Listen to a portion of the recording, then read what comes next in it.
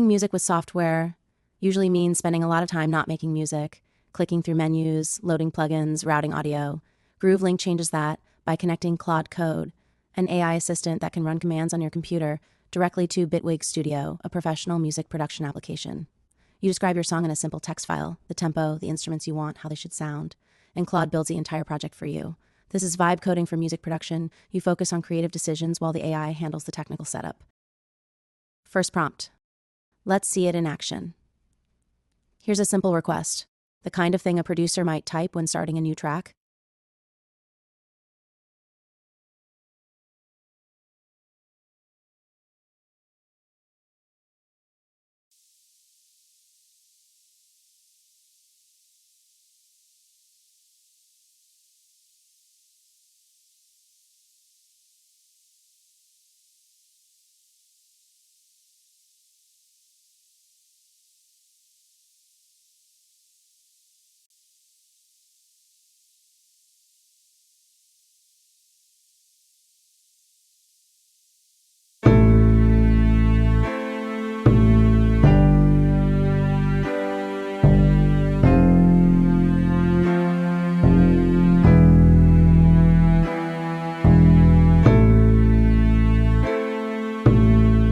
Notice there's no mention of plugins, no preset names, no signal routing, just the feeling and the instruments. Claude takes this and figures out the rest, searching through hundreds of available sounds, choosing ones that fit, and wiring everything up in Bitwig.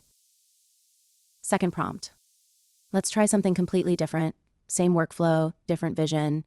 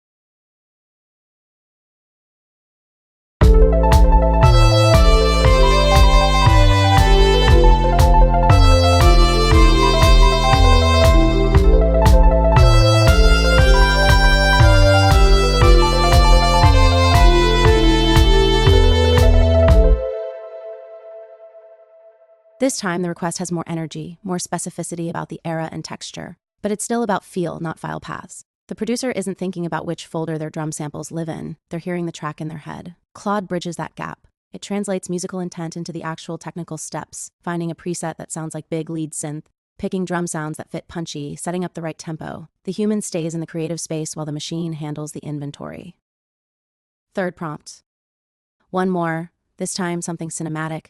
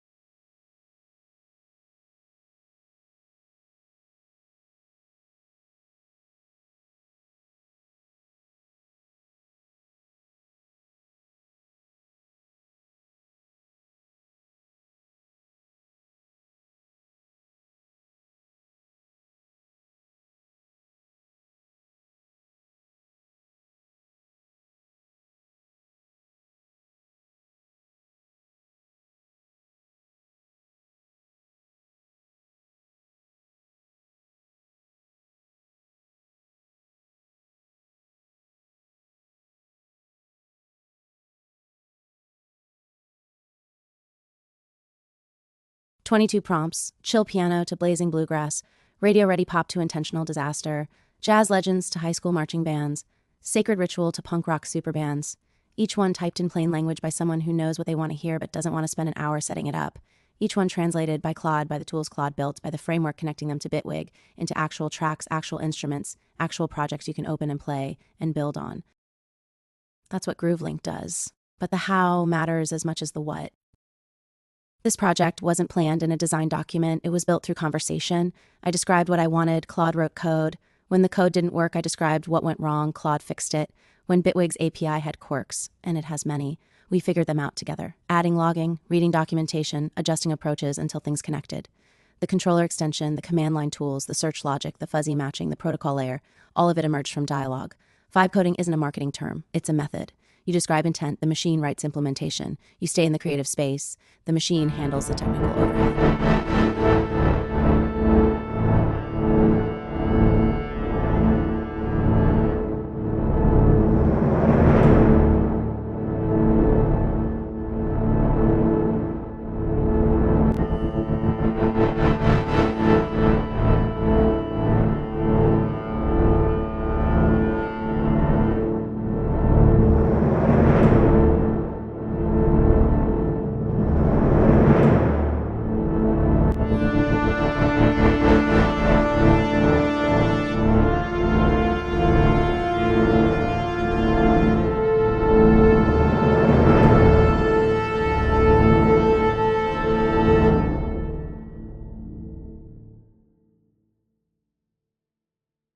What's interesting here is how vague and specific coexist. Hans Zimmer territory but bedroom budget tells Claude something important. Aim high with the sound design, but work with what's actually installed on this machine. The request acknowledges real constraints while still reaching for a vision. And that's the point. This isn't about replacing the producer's ear or judgment. It's about getting to a starting point faster. Once the tracks are there, the real work begins, tweaking, layering, making it yours. GrooveLink handles the scaffolding so you can get to the part that actually matters. Fourth prompt, different direction.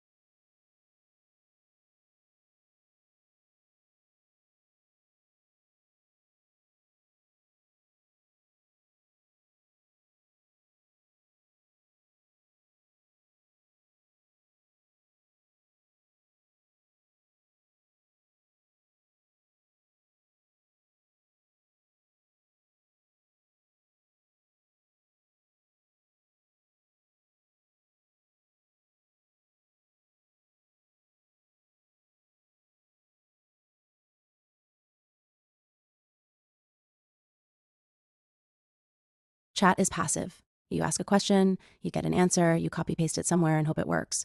Claude Code is active. It reads your files, it runs commands. It builds things that persist after the conversation ends. When I said search my installed presets, Claude didn't describe how to do it. It wrote a tool that does it, tested it, refined it, and now that tool exists. I use it every day. The AI created infrastructure, not just information.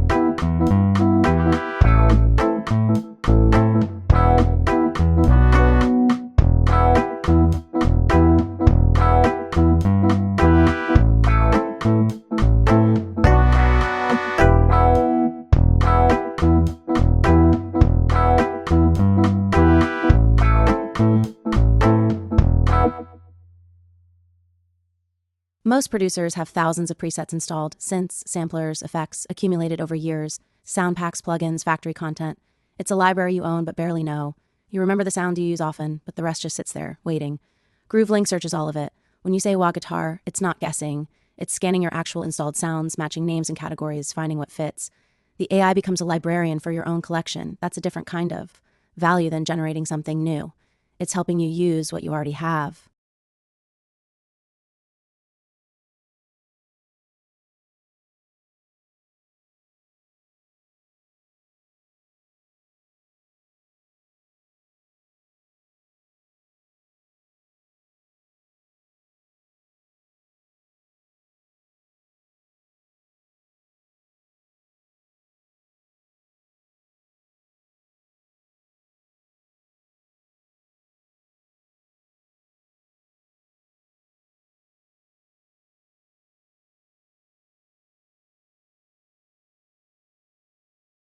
A year ago, I would have spent weeks building this, reading Bitwig's API documentation line by line, writing Java I'd forget the syntax of, debugging TCP connections with packet sniffers.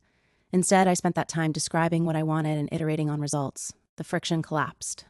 Not because the work got easier, the work is the same, someone has to write the code, someone has to debug the protocol, but because the labor shifted. I focused on architecture, on user experience, on what the tool should feel like. Claude focused on implementation details, on syntax, on the thousand small decisions that don't require taste, but do require precision. That's the division of labor we talked about earlier. The human reasons about what matters, the machine handles what's mechanical, and the machine is honest about its limits. It writes tools to compensate for the things it can't do reliably, like remembering every preset path or guaranteeing a file exists. The tools encode knowledge, the AI uses them. Together, they're more capable than either alone.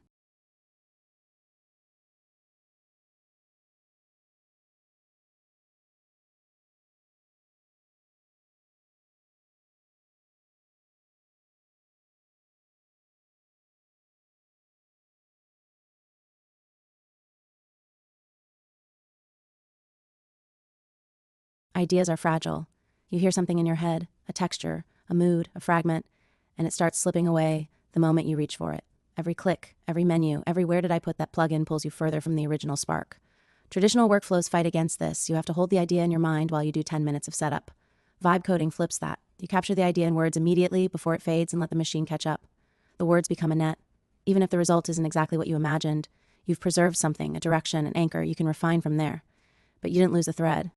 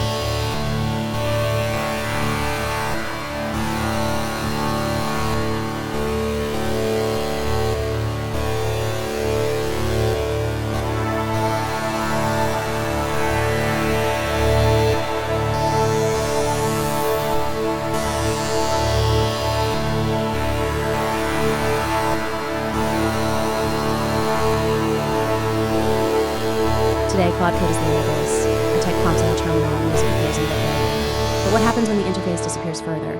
When you don't type at all? You hum a melody or sketch a waveform or just say something like this, but sadder. The gap between intent and execution keeps shrinking. The tools keep getting better at understanding vague human, incomplete descriptions and turning them into precise functional output. Next year, the models will be smarter. They'll hold more context, make fewer errors, need less hand-holding. The tools they build will be more sophisticated, not just fuzzy search, but semantic understanding of what warm means for a piano tone or what driving means for a drum pattern. The loop between I want and here it is will tighten. And the interesting question isn't whether AI will replace musicians. It won't, because music is human expression and humans will always want to express, but whether AI will replace the mechanical parts of music production so thoroughly that the barrier to entry vanishes.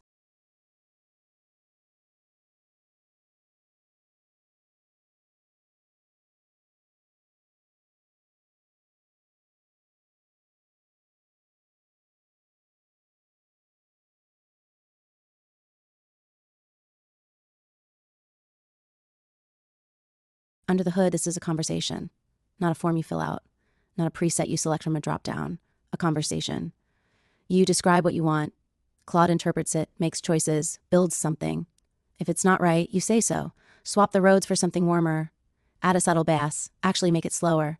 Each exchange gets you closer. That's different from most software, where you either get exactly what you clicked on or you start over. Here, there's room for almost and not quite and what if. The interface is language, and language is flexible. It tolerates ambiguity. It lets you think out loud.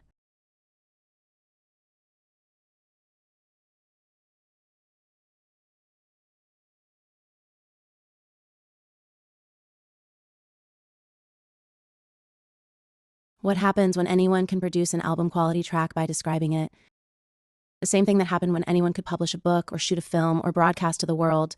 More voices, more noise, more brilliance buried in the avalanche. The tools democratize, the taste differentiates. GrooveLink doesn't make you a better musician, it just gets the gear out of the way so you can find out if you have something to say.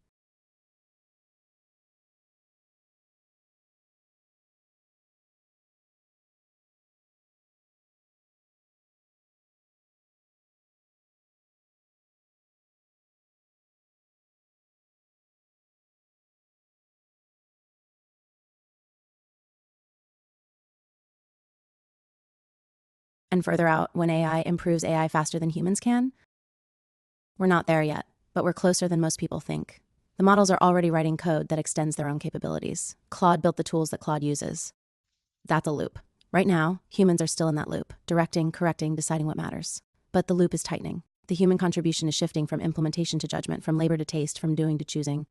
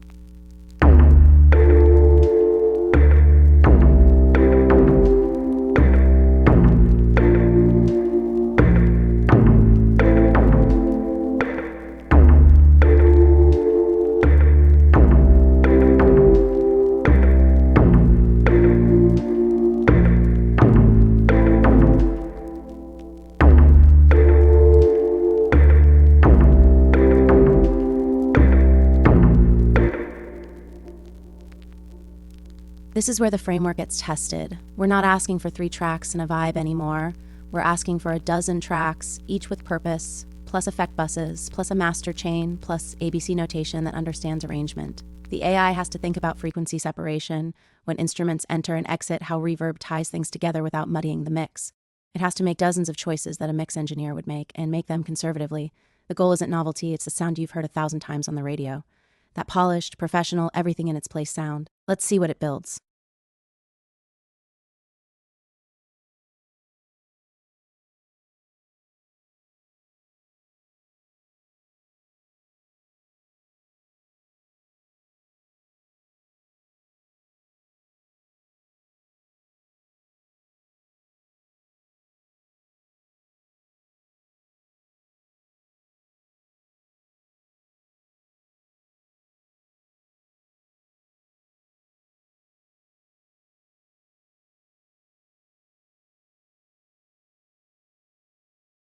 That's not a threat, it's a transition. The same transition that happened when we stopped hand copying manuscripts and started printing books, when we stopped developing film in darkrooms and started editing pixels. The work doesn't disappear, it transforms. The people who thrive are the ones who understand what the new tools can do and use them to make things that couldn't exist before. This demo was 22 prompts and a lot of music, but underneath it was something else, a proof that the way we build things is changing. Not someday, now. The conversation is the interface. The AI is the infrastructure. The human is the one with something to say. So, say something. GrooveLink is open source. The tools, the extension, the framework, all of it available to use, extend, break, and rebuild, because the best way to understand where this is going is to build something yourself and feel the future arrive under your fingertips.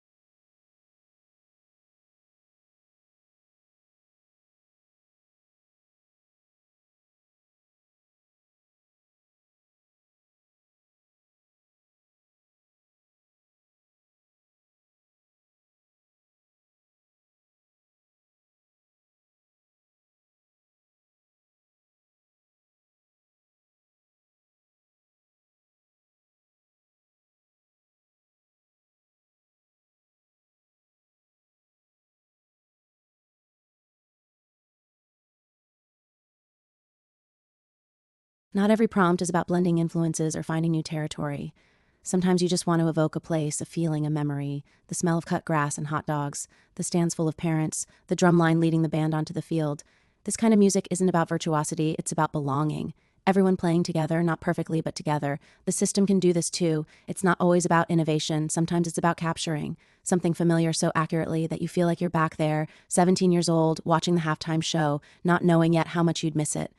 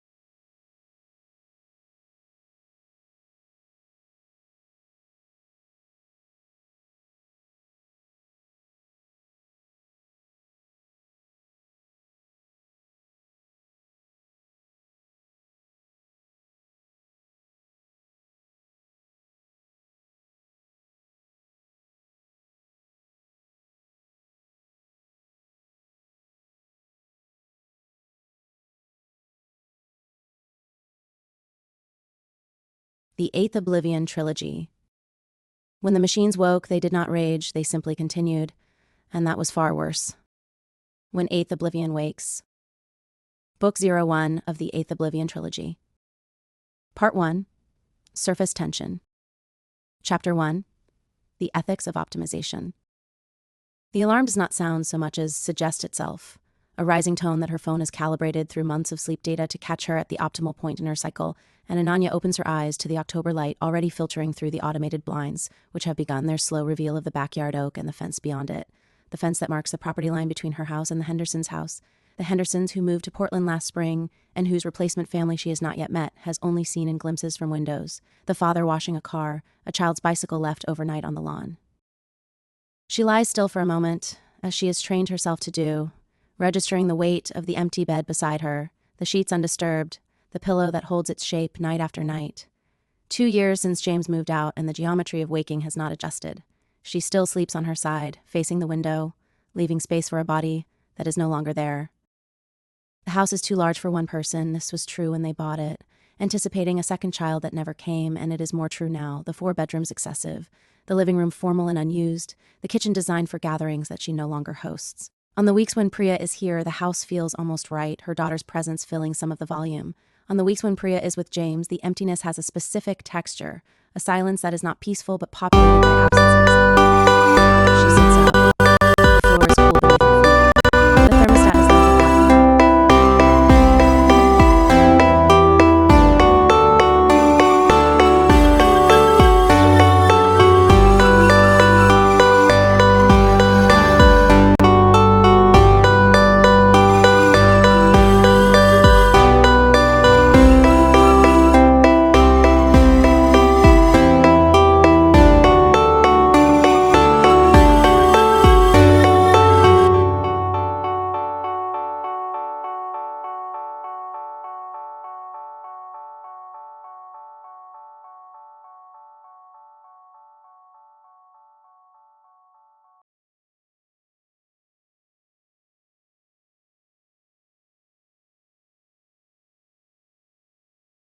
beneath her feet. The thermostat has learned her patterns too, beginning the gradual warming that will have the bathroom comfortable by the time she finishes her coffee. In the kitchen, she moves through the ritual her mother taught her. Though the equipment has changed, the espresso machine instead of the stovetop mocha pot, the temperature-controlled carafe instead of the steel thermos, but the sequence preserved, the order of operations that turns morning chaos into morning structure. Water first, always a full glass standing at the counter, watching the backyard come into focus as the caffeine from yesterday clears, and the caffeine from today has not yet arrived, the liminal minutes when she is neither asleep nor performing wakefulness. Her mother had stood at her own kitchen window in Edison, New Jersey, looking out at a smaller yard, a different climate, performing the same ritual with the same water glass, preparing herself for a day of work that was different in every particular and identical in its essential demand, to be competent in a country that had not expected her competence, to navigate systems that had not been designed for her presence in them. Ananya pulls the shot watching the Krima form, thinking of her parents' 30-year arc from student visas to citizenship to the comfortable retirement they now occupy in Florida, their journey of success by every metric they would have named, and yet her mother still asks on every call whether Ananya is happy, not successful, happy, as if she suspects that success and happiness have become decoupled somewhere along the way, that her daughter has inherited the achievement but lost the thread of what it was supposed to achieve. The coffee is good. The coffee is always good. She has optimized this process the way she optimizes everything, the beans sourced and subscribed, the grind calibrated, the temperature precise, small perfections in the service of larger uncertainties. She checks her phone. The notifications have accumulated overnight, 14 emails marked urgent, which means none of them are, 2 Slack threads that have advanced without her, a news digest algorithmically tailored to her professional interests. She scrolls without reading, the gesture itself the point, the checking a form of prayer, a petition to the day to be manageable. Then, Priya's text from last night, sent at 11:47 p.m., after Ananya had fallen asleep with the television muttering to itself. School is literally killing me, RN. Actually, whatever. 3 messages separated by minutes, the third a retraction of whatever vulnerability the first 2 had begun to articulate. Ananya stares at the screen, reading the subtext beneath the teenage syntax, the cry for help that has already been withdrawn by the time she sees it. She should have been awake. She should have responded in real time, when the response might have mattered, when her daughter was still open enough to receive it. She types back, "I'm here if you want to talk. Love you." The message sits there, delivered unread. Priya is probably still sleeping, will wake to this adequate, insufficient response and scroll past it, and the moment when Ananya might have been present will have passed.